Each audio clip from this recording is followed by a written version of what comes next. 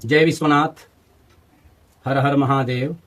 श्री काशी विश्वनाथो विजयते तराम। काश्याम वै भैरवो देवः संसार भजनासनः। अनेक जन्मजं पापं स्मरेण विनश्यति। इस संवत्सर के अंतिम मास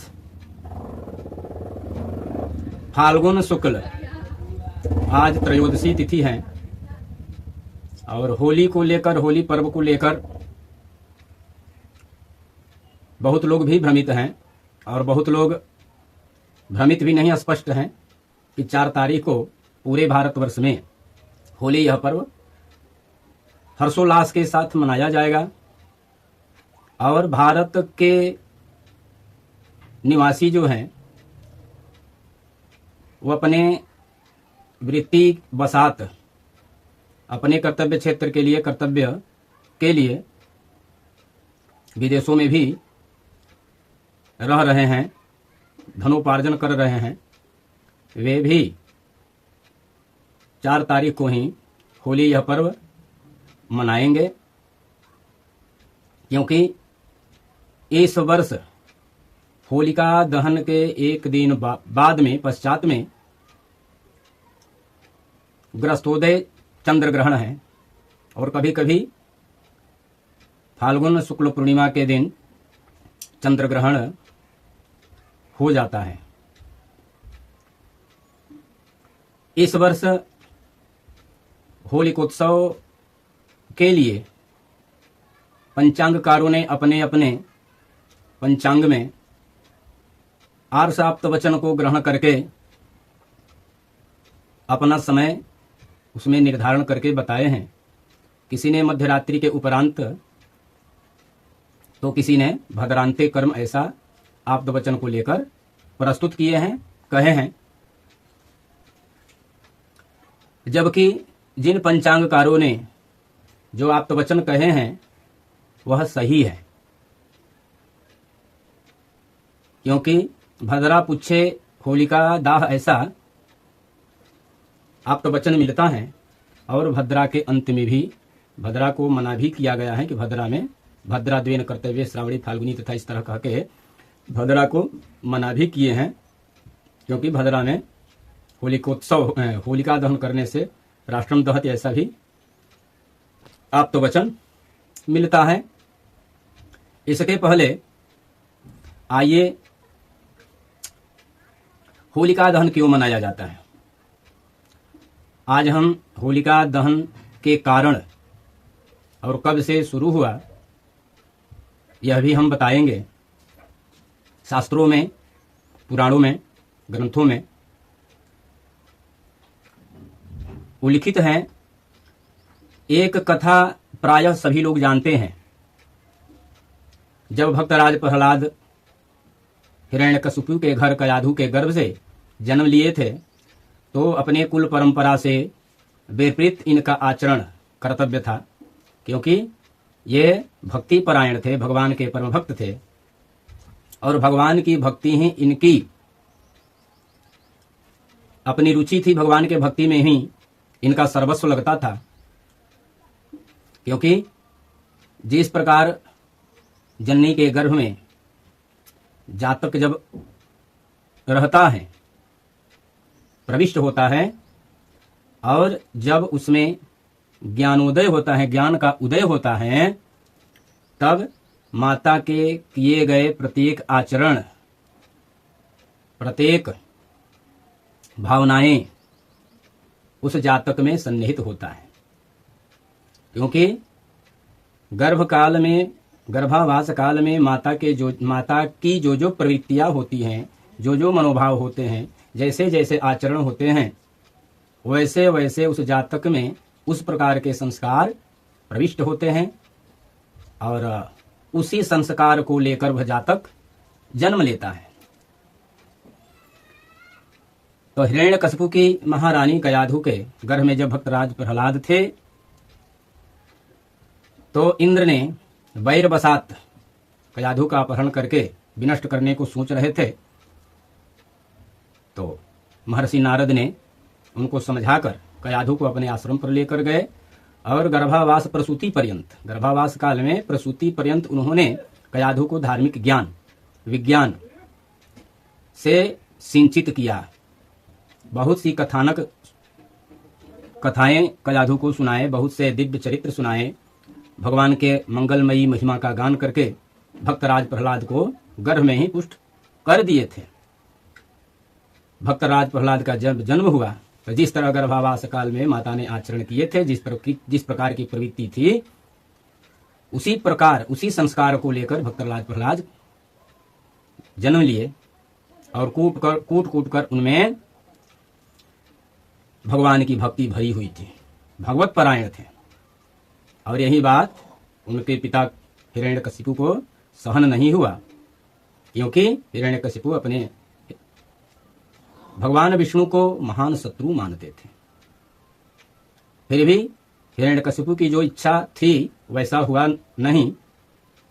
बहुत से उपाय किए प्रहलाद जी को मारने का, लेकिन प्रहलाद जी मरे नहीं। उनकी एक बहन होलिका, ऐसी कथा प्रचलित है, उनकी बहन होलिका अपने भाई से निवेदन की कि भैया आपके सारे उपाय निष्फल हो गए, हमारा उपाय निष्फल नहीं होगा। भगवान ब्रह्मा के वरदान से मुझे एक चादर प्राप्त हुई है, या ऐसा हमें वरदान है कि हमें अग्नि जला नहीं सकती, तो क्या करना है इसमें? बहुत बड़े विशालकाय अग्निदाह का प्रबंध करें, लकड़ियों को इकट्ठा करके बहुत बड़ा पर्वत बनाएं और उसी सूखे लकड़ी के पर्वत पर हम बैठ जाएंगे प्रहलाद को लेकर, और आप आग लगवा दीजिए। मैं तो जलूंगी नहीं, लेकिन निश्चित ही यह दुष्ट प्रहलाद भस्म हो जाएगा, आपकी कामना भी पूर्ण हो जाएगी और हम भी अपने भाई की सेवा करने का सौभाग्य प्राप्त कर लेंगे। इस प्रकार से जैसे होलिका ने बताया, जो योजना थी उस योजना के अनुसार किए गए सारी व्यवस्थाएं हुई। लकड़ी के पर्वत बने, उस पर बैठ गई भक्तराज प्रहलाद को लेकर और स्वयं जलकर भस्म हो गई। भक्तराज प्रहलाद यों का त्यों सुरक्षित भस्म से बाहर आ गए।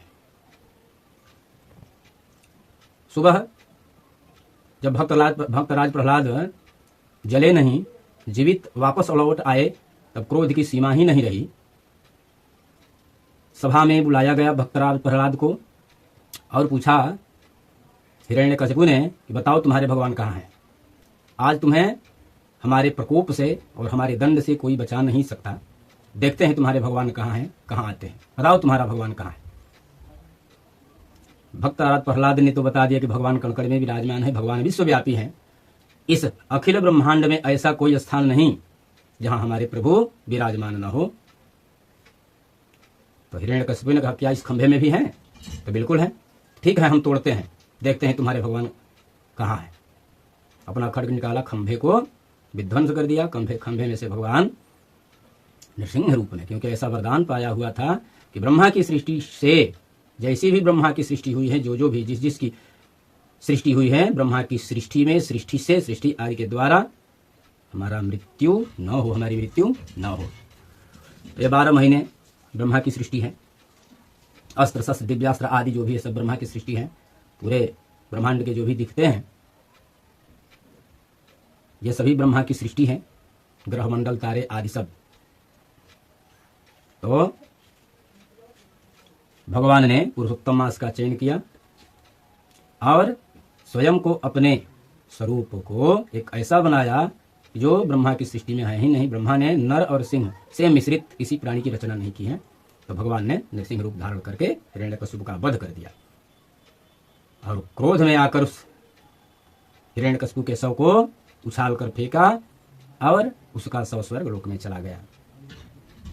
उसके रक्त से देवताओं ने खूब होली खेली, क्योंकि हिरण्यकशिपु के त्रास से सभी देवता त्रस्त थे, सभी ऋषि मुनि त्रस्त थे।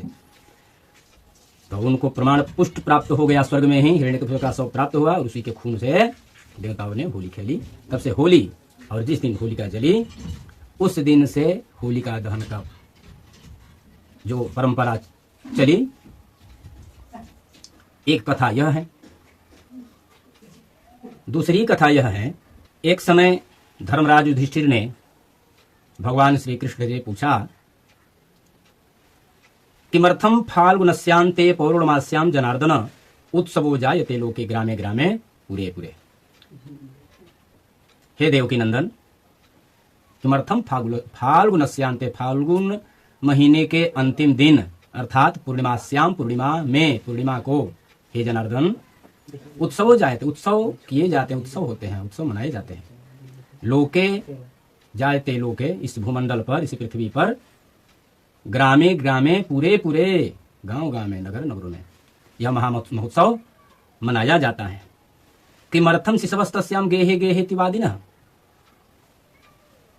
किस लिए शिशवस्तस्याम गेहे गेहे तिवादिनः, घरों में, घर घर में मत लीजिए काम, घर घर में शिशुओं के द्वारा उन्हीं के घरों में भी हर्षोल्लास के साथ, उच्च ईश्वर के साथ, हास परिहास के साथ होलिका दीप्यते कस्मात् फाल्गुन्याम तो किमुच्यते, और होलिका जलाई जाती है, होलिका दहन किया जाता है, कस्मात् फाल्गुन्याम तो किमुच्यते, किस कारण से, और होलिका क्यों कही जाती है, कृपया आप बतावें।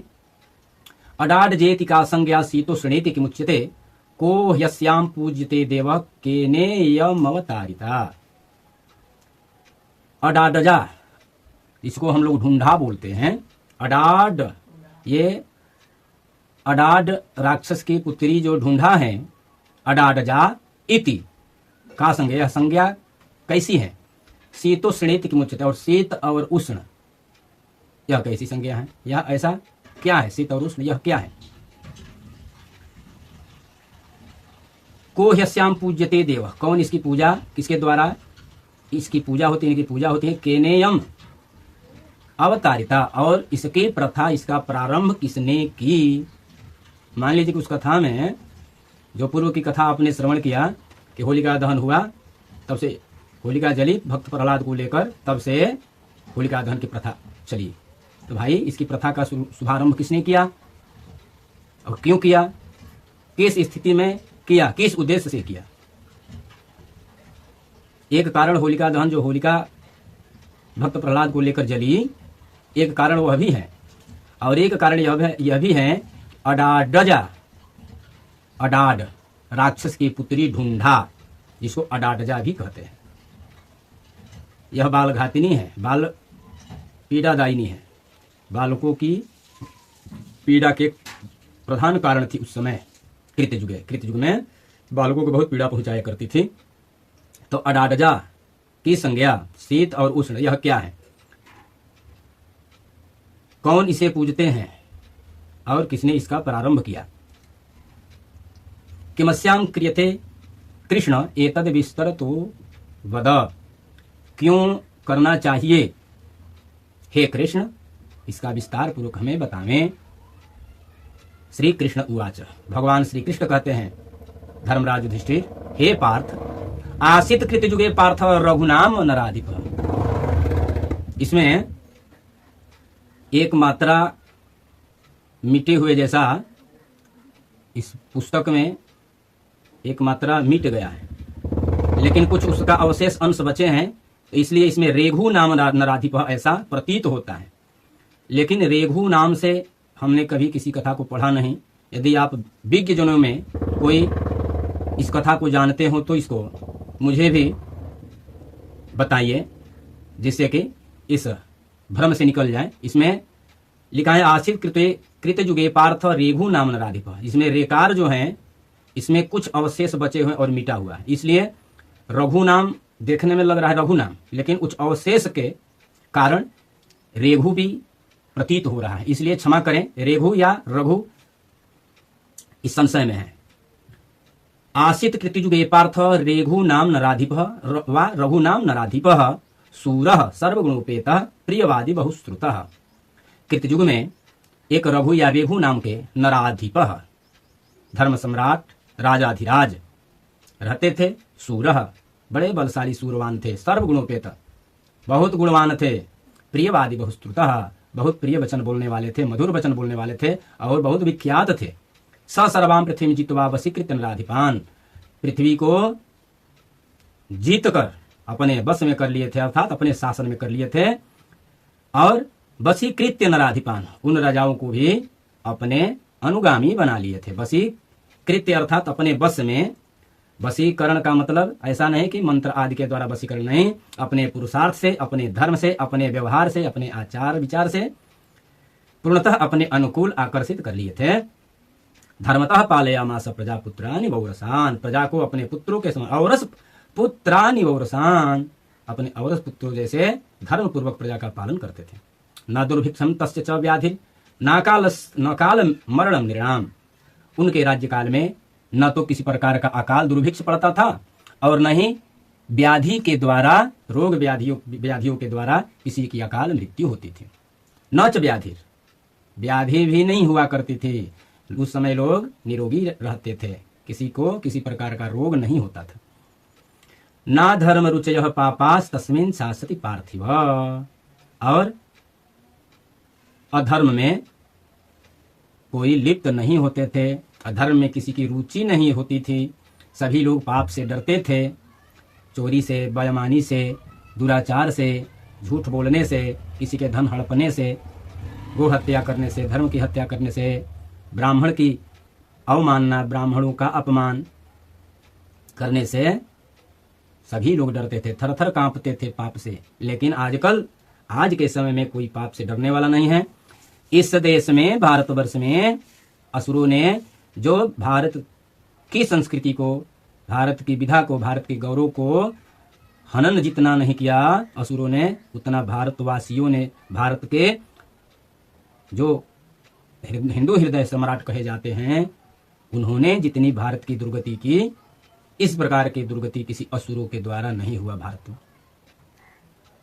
तो आइए कथा पर। तो उस समय कोई आधार्मिक नहीं थे। पापास तस्मिन् शासति, पाप का किसी प्रकार का थोड़ा भी शासन नहीं था और धर्म पूर्वक शासन करते थे।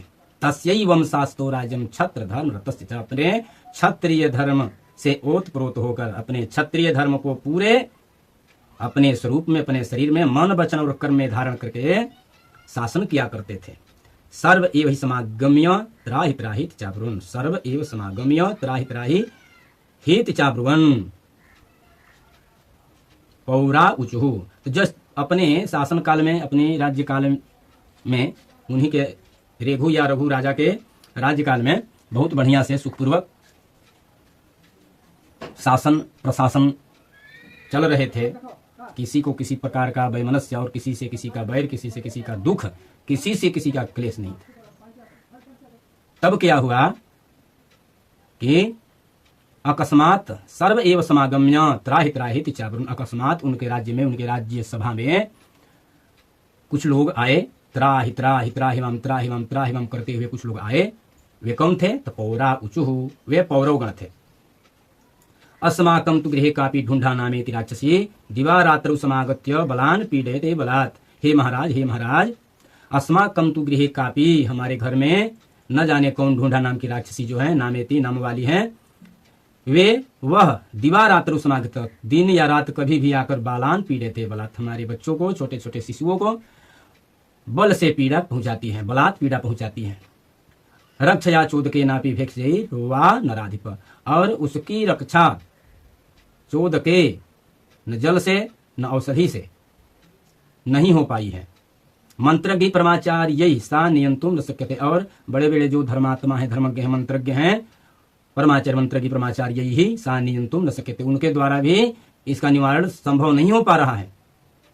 एतत् सर्वसमाख्यातम ढूंढायास चरितम नृप, यह सब जब ढूंढा के इस चरित्रों को जब राजा ने सुना, एतत् सर्वसमाख्यातम ढूंढायास चरितम नृप, राजा ने जब सुना, इति पौरव वचन श्रुत्वा राज्ञा पृष्ठोत नारदः, तो पौरव गणों के वचन को सुनकर उनके पास में, क्योंकि धार्मिक राजा के राज्य में ऋषि महर्षियों का अपना बहुत बड़ा स्थान होता है, महत्व होता है।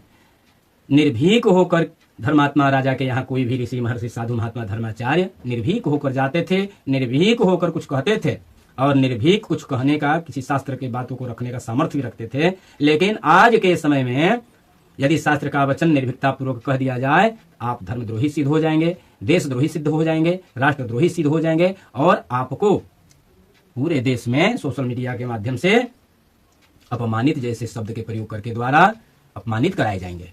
इस देश की दशा है। तो उस समय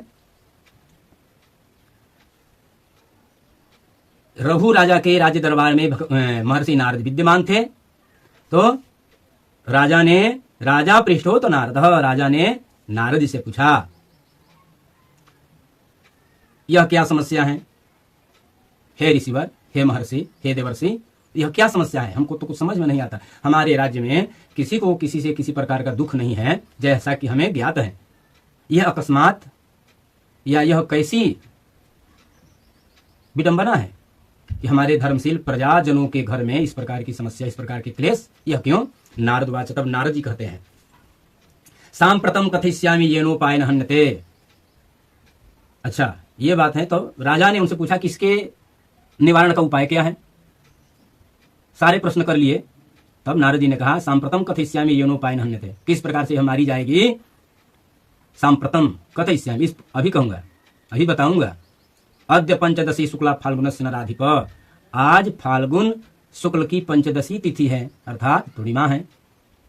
हे नराधिप, शीतकालो विनिष्क्रांत प्रातः ग्रीष्मो भविष्यति, शीतकालो विनिष्क्रांत प्रातः ग्रीष्मो भविष्यति, अर्थात यहाँ शीत और उष्ण प्रश्न उन्होंने युधिष्ठिर ने भगवान कृष्ण से पूछा था कि शीत और उष्ण यह क्या है? तो यह कहते हैं शीतकालो विनिष्क्रांत प्रातः ग्रीष्मो भविष्यति, अर्थात कि रात्रि जो है शीत है और रात्रि के समापन को ग्रीष्म बताए हैं, अर्थात कि प्रातः ग्रीष्म भविष्यति, प्रातः काल होगा तो ग्रीष्म प्रारंभ होगा।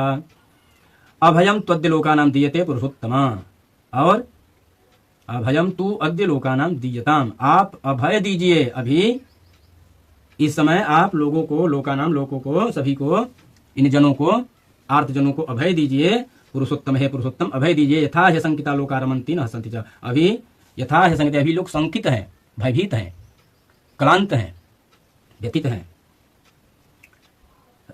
यथा है संकति लोका रमन्ति च हसन्ति च, जैसे संसार वाले हंस रहे हैं, विहार कर रहे हैं, आनंद कर रहे हैं, ये भी हंसेंगे, आनंदित हो जाएंगे। दारुजानि च खड्गानि गृहीत्वा स्मृत्सुकाः युद्धार इव निर्यन्तु शिव संप्रहर्षिताः।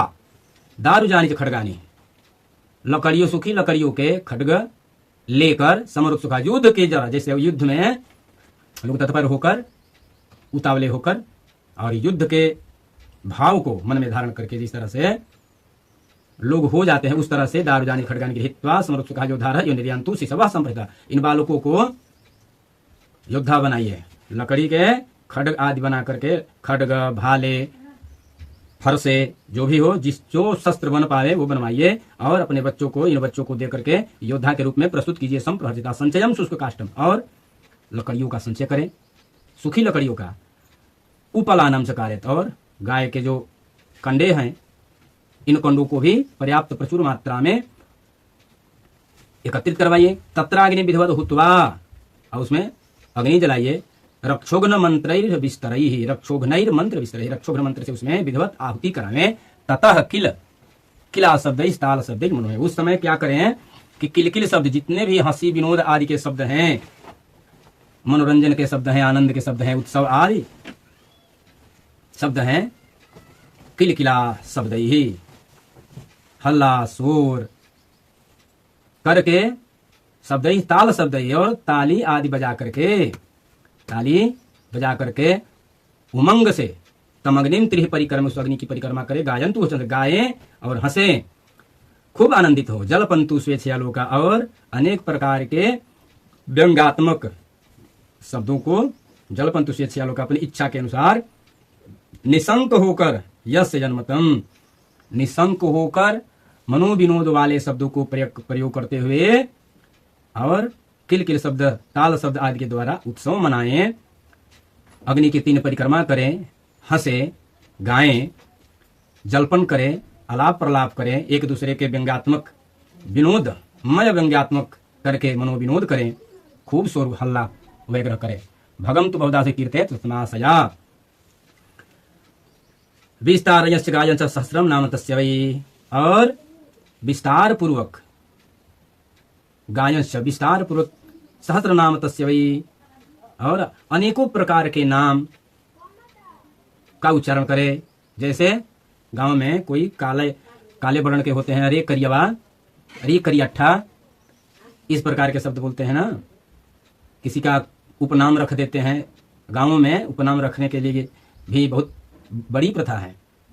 लोगों के उपनाम गांव में रखे जाते हैं। कई नाम हैं, अनेकों नाम का उपाख्य लोग उपाधियां दे देते हैं मनोविनोद के चलते। मनोविनोद में तो उस तरह से विस्तरांश गायंश विस्तार पूर्वक गावे अनेक प्रकार के गीतों को, गायनों को, जो आनंद आमोद प्रमोद की गीतें हैं, लोक गीत हैं, मनोविनोद के गीत हैं, हास उपहास के गीत हैं, इस प्रकार के गीत गावे। तेन शब्देन सा पापा होमेन च निराकृता।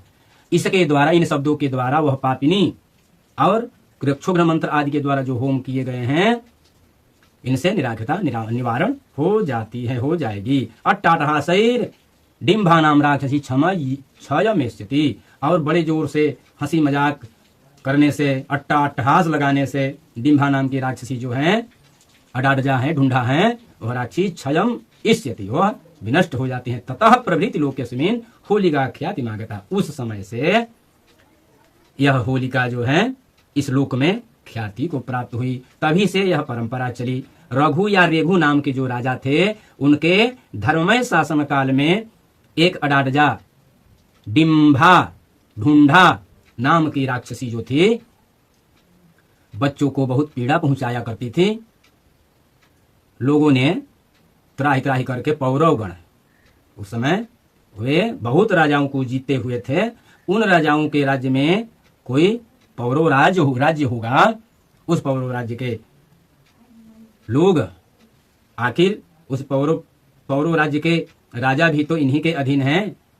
इसलिए ये अपने सम्राट के पास आए, रेघु नाम के राजा के पास आए। उस समय नारद जी उनके राज्यसभा में विद्यमान थे। तो नारद जी के द्वारा बताए हुए उस सत्ययुग से अभी तक और आगे तक चलता रहेगा यह होलिका दहन का विधान। तो दूसरी कथा यह है, और दोनों कथा शास्त्रीय हैं। यह कथा संभवतः सभी नहीं जानते होंगे, लेकिन इस कथा को सबको जानने के उद्देश्य से हमने प्रस्तुत किया इस आमुख पटल पर। और इस श्लोक के अर्थ लगाने में किसी प्रकार की त्रुटि हुई हो, हे सुधीजन, आपके चरणों में बार बार वंदन। आप इस मंदमति के त्रुटि को निवारण करेंगे, ऐसे आप सभी विद्वज्जनों से, विज्ञजनों से प्रार्थना है। और ये होलिका दहन जो है, जिस तरह से भ्रम में हमारे पास भी बहुत मित्रों का फोन आया कि होलिका दहन का समय क्या है, तो उस समय हमने पंचांग को देखा नहीं था। पंचांग हमने देखा तो महावीर जी कह रहे हैं मध्यरात्रि में 12:50 के बाद। और विशाल का जो है, शिवमूर्ति का जो है पंचांग, वह भद्रांते लिखे हैं, अरुणोदय से पहले और भद्रा के बाद में। तो यह आप्त वचन है, ऋषियों के आप्त वचन है। महावीर जी भी किसी प्रमाणिक आप्त वचन को लेकर ही कहे हैं, और ऋषि के पंचांगकार भी आप्त वचन के द्वारा ही कहे हैं। तो इसमें यह है कि आपके क्षेत्र में जो विद्वान हैं, श्रेष्ठ विद्वान हैं, उनका क्या मत है, उनका मत का आश्रय लेकर आप उसी के अनुसार आचरण करें तो यह दोष नहीं है। कहीं प्रदोष काल में भी होलिका दहन का विधान कहे हैं। तो प्रदोष काल में तो होलिका दहन का ऐसे ही प्रमाण है। प्रदोष काल में निशा मुख है, निशा के मुख में, या प्रदोष काल कहकर ऐसा कहे हैं। प्रदोष काल में होलिका दहन तो सामान्यतया यह ठीक है, लेकिन जब परिस्थिति विपरीत हो तब क्या करें, इसके लिए आप तो वचन ही मान्य होंगे, क्योंकि 3 तारीख को ग्रहण भी है। तो ग्रहण प्राप्ति होने के चलते और पूर्णिमा में भद्रा होती ही है, तो भद्रा और ग्रहण के सूतक को देखते हुए पंचांगकार ने जो कहे हैं या उस क्षेत्र में जो श्रेष्ठ विद्वान हैं उनका क्या मत है, उनका मत जान करके उसके अनुसार आचरण करें। वैसे मुख्य रूप से होलिका दहन भद्रा के बाद ही करना श्रेष्ठ है। ऐसे भद्रा के पूछ भाग में भी होलिका दहन करने से कोई अनिष्ट नहीं, मंगल ही लिखते हैं। कहते हैं अस्याम निशागमे पार्थ संरक्षा शिशोगृहे गोमयनोपलिप्ते च सच। अच्छा, ये जो हमने कहानी कही दूसरी कथा, उस कथा से संबंधित है। ये कहते हैं भद्रायाम दीपिता होली राष्ट्रभंगम करोति वही, भद्रा में होलिका दहन करने से राष्ट्रभंग करता है। सार्धमात्रत्रं वा स्यात् द्वितीय दिवसे यदा प्रतिपद वर्धमाना तु सा तदा सा तु प्रतिपद वर्धमाना तु तदा सा होलिका स्मृता। यदि प्रतिपदा वृद्धिगामिनी है और दूसरे दिन 3:30 पहर तक पूर्णिमा है, तो होलिका कह रहे हैं सार्धम मात्र सार्धयाम त्रयम वास्यात द्वितीय दिवसे यदा, दूसरे दिन यदि 3:30 प्रहर के बाद तक पूर्णिमा का भोग हो और प्रतिपदा वृद्धिगामिनी हो तो दूसरे दिन होलिका दहन करना चाहिए। लेकिन यहाँ न प्रतिपदा वृद्धिगामिनी है, यहाँ ग्रहण की समस्या है। तब कहते हैं कि तस्याम भद्रा मुखम त्यक्त्वा पूजिया होला निशामुखे प्रदोष व्यापिनी चेत स्यात् यदा पूर्व दिने यदा। तो ये प्रदोष व्यापिनी यह सर्वसाधारण नियम है। प्रदोष व्यापिनी में यह सर्वसाधारण नियम है, जिस दिन प्रदोष काल में हो या दोनों दिन प्रदोष काल में हो तो प्रदोष व्यापिनी ही ग्रहण करना है, तो दूसरे दिन ग्रहण किया जाएगा यदि ग्रहण न हो। भद्रा मुखम वर्जयित्वा होलिकाया प्रदीपनम, इसमें कहते हैं कि भद्रा का मुख भाग जो है, भद्रा का मुख त्याग करके, तो भद्रा का मुख भाग जो है ये कहते हैं कि 20.5 घटी भद्रा का मुख शुरू में और 19.5 घटी अंतिम के 19.5 घटी जो है वह भद्रा का पूछ भाग है। यदि 60 दंड की तिथि है, 60 दंड की तिथि है तो तिथ्यर्धे करणम स्यात्, तिथि के आधे भाग कर्ण है, भद्रा एक कर्ण है। तो इसमें अगर 60 दंड की तिथि है तो 30 दंड उसका आधा, 30 दंड प्रारंभ में भद्रा का समय काल होगा। तो उसमें एक मत कहते हैं कि 20.5 घटी जो है वह मुख भाग है, और पूछ भाग में किसी ने कहा है कि अंतिम के 19.5 घटी जो है वह पूछ भाग है, अर्थात कि मुख भाग 10.5 घटी, तब 19.5 घटी पूछ भाग होगा। और जो 20.5 घटी कहते हैं मुख भाग, इसमें 9.5 घटी होगा पूछ भाग। इस तरह से निकाल कर पूछ भाग में, अर्थात उसको आधा त्याग कर दे, आधा त्याग करने के बाद से वह पूछ भाग है उत्तर भाग, उत्तर भाग को भी पूछ ही माना गया है। प्रथम भाग को मुख भाग या पूर्व भाग, उत्तर भाग को अंतिम भाग या पुच्छ भाग। अंतिम पुच्छ ही होता है, इसलिए पुच्छे भद्रा पुच्छे जो कह रहे हैं। तो ये कहते हैं भद्रा मुखम वर्जित्वा होलिका या प्रदीपनम, भद्रा का मुख भाग को त्याग कर दे, इसके बाद से होलिका करे। जो महावीर पंचांग में लिखे हैं, तो महावीर पंचांग भद्रा का मुख त्याग करके ही अपना समय 12:50 निर्धारण किए हैं, उसमें दोष नहीं है। और ये जो है ज्योतिर्निबंध में भी कहते हैं कि प्रदोष व्यापिनी ग्राह्या पूर्णिमा फाल्गुनी सदा तस्याम भद्रा मुखम त्यक्त्वा पूजिया होला निशा। निशा के मुख में, निशा मुख मतलब प्रदोष काल, और यहाँ भद्रा का मुख भाग छोड़कर प्रदोष काल में होलिका दहन का विधान कहते हैं।